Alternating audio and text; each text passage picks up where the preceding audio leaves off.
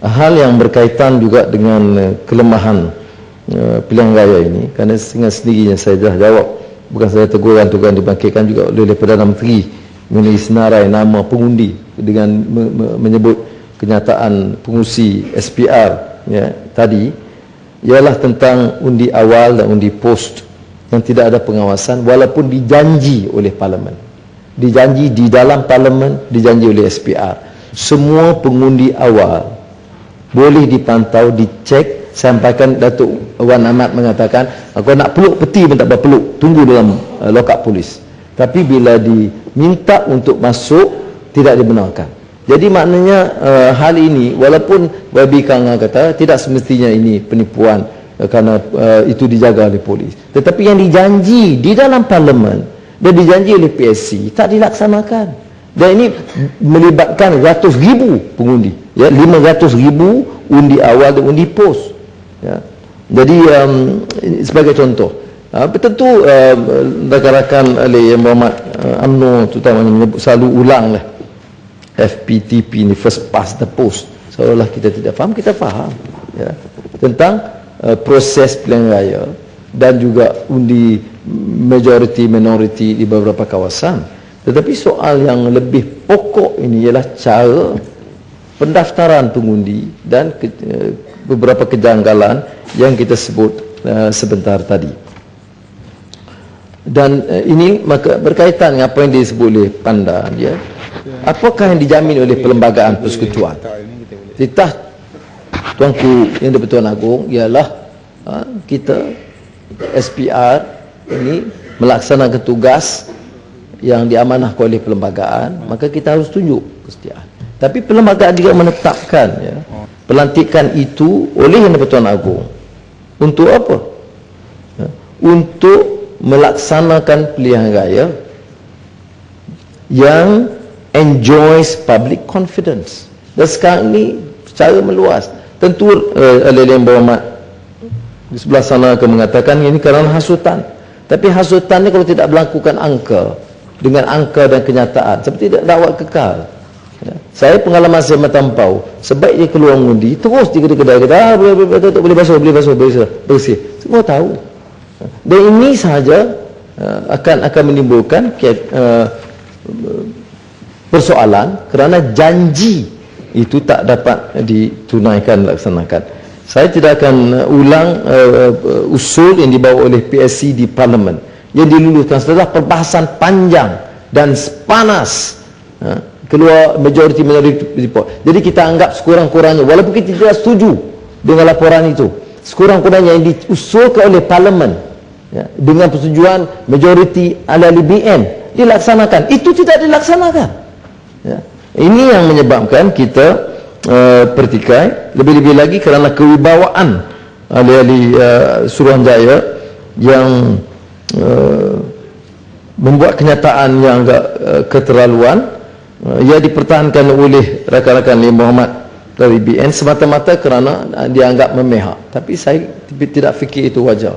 Ahli Suruhanjaya pilihan raya atau amanah Suruhanjaya itu tanpa kecuali harus memperlihatkan sikap mereka yang bebas dan tulus. Umpamanya Datuk Wan Ahmad, dia pertikai. Di mana ada foreigners to apply for citizenship if they don't fulfill the prerequisites. Ini tentu kenyataan yang cukup dangkal. Dia tidak baca keputusan pilihan raya likas. Dia tak ikuti proses pelaksanaan RCI. Bukan saja yang menyentuh kepentingan dan kemarahan rakyat Sabah atau Sarawak, tapi juga di Malaysia. Sebab itu bila menubuhkan RCI daripada awal, saya tidak setuju kalau RCI itu khusus untuk Sabah, kerana terbukti seperti mana yang kita kemukakan dalam petition Sabah, orang yang diberikan kewarganegaraan di Sabah itu mengundi di Selangor. Katakan kemudian dibangkitkan kapal terbang mana, pesawat mana, kita ada bukti dalam senarai nama yang dialamatkan di Sabah yang akhirnya mengundi di Selangor. Dan ini ada rekod, bukan tuduhan melulu seperti mana disebut oleh Perdana Menteri pagi tadi.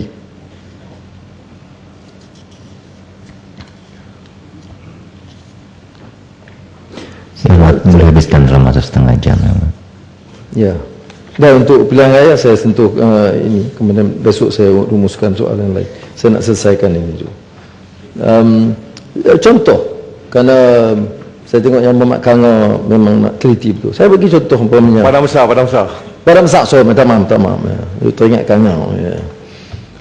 Sahabat berenam, ya, umpamanya, ya, ada 1,210 pengundi yang dipindahkan tanpa kebenaran kelulusan mereka. Okey. Dan bila ahli parlimen Dr. Siti Maria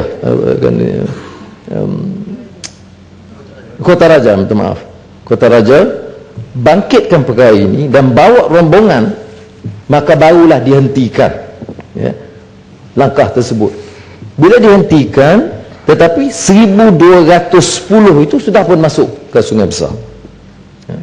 Now, kekalahan calon Pakatan Rakyat Sabah Penam itu 1,600 orang. Dia ini ada kaitan dengan kelulusan yang melanggar peraturan yang diakui oleh SPR on record 1,210 undi. Jadi ini contoh, ya, yang saya sebut mengenai Sabah Penam. Perkara sama berlaku di Segamat, ya, di mana bila diteliti ada pemindahan 1,418 pengundi yang secara haram dipindahkan ke Sekijang. Ini rekod ada dan sekarang dikemukakan sebagai salah satu petition. Dan ada bagi contoh, umpamanya keluarga Teo Beng Eng, alamat di Tahang Rimau, Jalan Durian nombor 5, dengan 4 anggota keluarganya, bagaimana dipindah dari Segamat, tempat yang patut dia mengundi, ke kawasan parlimen yang lain. Dan ini tentunya akan memberi kesan kepada keputusan pilihan raya berikutnya. Matampau minta laluan. Kota Raja. Terima kasih Yang di-Pertua. Terima kasih Matampau. Saya ingin menyebut sama ada Yang Berhormat Matampau boleh bersetuju. Kita banyak mendengar dari aduan-aduan dan keluhan-keluhan tentang, pertama, nama-nama yang diubah, pengundi yang diubah tempat mengundi tanpa mereka memohon pemberian kad pengenalan kepada orang yang baru saja datang ke Malaysia dan sebagainya. Bersetujukah Yang Berhormat Matampau sekiranya, kerana kalau nak menunggu laporan polis, rakyat jemu membuat laporan polis. Saya walaupun hari itu dakwat di tangan saya tidak tahan 5 hari, seminggu seperti yang disebut, saya pun malas nak pergi buat laporan polis. Setujukah kalau kita mencadangkan dalam parlimen ini satu Suruhanjaya siasatan bebas ditubuhkan, kerana rakyat akan datang dengan lebih, orang kata, mudah kepada Suruhanjaya daripada membuat laporan polis, seperti apa yang berlaku di RCI di Sabah. Adakah Yang Berhormat Matampau bersetuju RCI untuk pilihan raya ini ditubuhkan? Terima kasih. Terima kasih. Sebenarnya betul. Pertama, cadangan RCI ini cadangan dikemukakan oleh Tan Sri Rashid, bekas pengurusi SPR. Menarik juga, bekas pengurusi SPR pun rasa sesuai, kerana kritikan itu terlalu meluas, ya. Dan oleh demikian saya rasa ini boleh dipertimbangkan untuk dilaksanakan segera, dengan syarat ahli SPR sekarang letak jawatan dulu seperti yang dituntut. Saya sentuh di sini umpamanya contoh penambahan pengundi yang membuktikan kehadiran rakyat asing yang diberikan kad untuk mengundi, kerana dari angka yang diperolehi untuk Sabah, peningkatan 80 2010 itu hampir 300%. Dan ini kenyataan disebut yang diketahui umum, daripada 0.9 juta dari tahun 1980 kepada 3.3 juta pada tahun 2010. Dan kita tahu tentang keputusan Hakim Muhammad Kamil Awang di mahkamah dalam kes Likas, di mana dia sebut jelas ya, dan ini disebut dalam perbahasan kita di parlimen ya. The Election Commission has to face the truth dengan izin. Dalam senarai yang disebut itu 4,585 objections were persons having dubious identity cards or persons who had been convicted of having fake identity cards ya. Dan ini kemudian berulang, dan saya tidak akan baca keputusan likas ini kerana penting. Kemudian dipindah 9A. Tujuan kerajaan Barisan Nasional memindah 9A itu ialah untuk menghalang kita mempertikaikan senarai. Jadi oleh kerana kalah dalam kes likas, maka dihalang pertikai dalam nama yang dibangkitkan. Tetapi yang saya sebut tadi, dan saya ingat nak beri bukti yang jelas ini, jumlah yang disebut problematic ya, yang disebut oleh pengerusi SPR, problematic identity cards di EC, yang menyebut tentang dubious existence of the voters tetapi kekal sebagai pengundi, dan dia mengatakan electoral roll is final walaupun disebut dubious. Ini jumlahnya ialah 60,000. Saya sebut tadi 60, boleh jadi kurang tepat, tapi yang tepatnya ialah 60,673 orang ya. Dan dalam sesi RCI baru-baru ini disebut oleh salah seorang pengarah yang mengeluarkan kad ini ada 130,000, tetapi pengurusi SPR hanya menyebut 60,000. Jadi dia sebut ada contoh-contoh tentang kad pengenalan, sumber di mana, lahir di mana dan sebagainya. Tetapi saya rasa ini akan disiapkan dengan satu kertas yang lengkap, dan oleh kerana ini disebut oleh dalam titah Tuanku Yang di-Pertuan Agong, saya rasa kami juga bertanggungjawab untuk mengemukakan laporan terperinci ini kepada Tuanku Agong dan Majlis Raja-Raja. Satu hal yang penting juga ialah setakat ini laporan polis banyak dikemukakan ya, dan berdasarkan laporan PSC di Parlimen dan MIMOS yang dipertanggungjawabkan oleh SPR dan kerajaan untuk meneliti senarai pemilih, daftar pemilih, saya ingin bacakan beberapa keputusan mereka. Pertama, ada 10,000 nama yang berulang dalam daftar. Dalam kes 6,000, 11 atau 20 orang dalam satu alamat. 3,254 kes, 50 pengundi satu alamat. 1,250 kes, 100 pengundi satu alamat. 820 kes, 100 pengundi satu alamat. Ini laporan MIMOS yang dipertanggungjawabkan oleh kerajaan dan SPR untuk tak kala meneliti senarai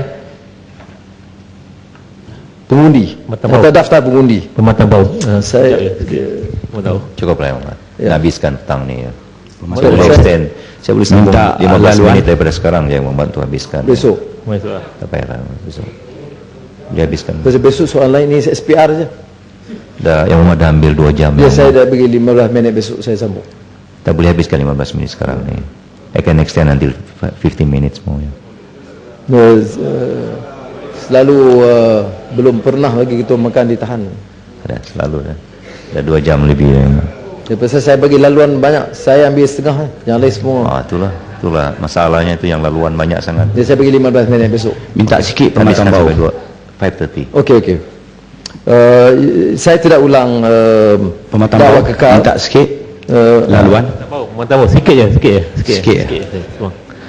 Pematang bau tadi tentang pematang bau mengatakan tentang apabila berlakunya kes likas itu, saya nak beritahu pada pematang bau pada masa itulah Wan Ahmad baru bertugas di dalam SPR dan beliaulah antara yang pihak yang telah enggan untuk menyadakan inkuari terhadap permohonan membantah dalam senarai daftar pemilih itu adanya pengundi-pengundi yang bukan warga negara.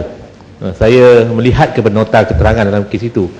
Yang keduanya, respon kepada kerajaan Barisan Nasional selepas ketika itu ialah satu respon yang amat tidak bertanggungjawab, kerana mereka telah mengemuka ataupun telah meminda seksyen dengan memasukkan 9A yang sekarang ini digunakan dengan sewenang-wenangnya oleh SPR untuk menutup segala pintu untuk kita mempertikaikan kesahihan daftar pemilih. Sebagai contoh, kes yang difailkan oleh MP Kelang, Ahli Parlimen Kelang dan juga Lembah Pantai yang mempunyai bukti dapatnya daftar nama-nama daftar pemilih yang telah pun diragui yang boleh dipertikaikan, tapi kes itu ditolak semata-mata kerana kewujudan Seksyen 9A. Jadi 9A ni patutnya apabila ada undian tu kita keluarkan, tapi 9A ni dia ibarat satu kubu untuk menyimpan pengundi-pengundi hantu tu yang dipertua. Jadi saya nak tanya pada ahli parlimen Pematang Pauh, apakah remedi kita sekarang ini? Kita pergi mahkamah, 9A akan menghalang kita. Apakah remedi kita? Sila jalankan Pematang Pauh. Boleh jawab yang itu lepas tu habiskan yang kita sambung besok ya. Sambung yang lain, cuma dia jawab 1 minit yang ini 5.5 dan mengatakan bahawa ini isu yang orang bangkitkan iktiraf pilihan raya. Dia tak dengar isu dia. Kalau dia dengar isu dia, penipuan dari dakwah kekal sampai daftar pemilih, maka tidak mudah diminta kita iktiraf setelah mendapat undi majoriti, kemudian bukti penipuan begitu, apakah kita diminta iktiraf penipuan atau kita mengesahkan penipuan. Sebab itu pendirian kita di Pakatan Rakyat adalah SPR berdasarkan yang dikemukakan. Bila bukti itu sah ada penipuan, kita tidak mungkin mengiktiraf penipuan itu. Terima kasih. Saya sambung besok. Saya benarkan 15 menit untuk disambung esok pagi ya.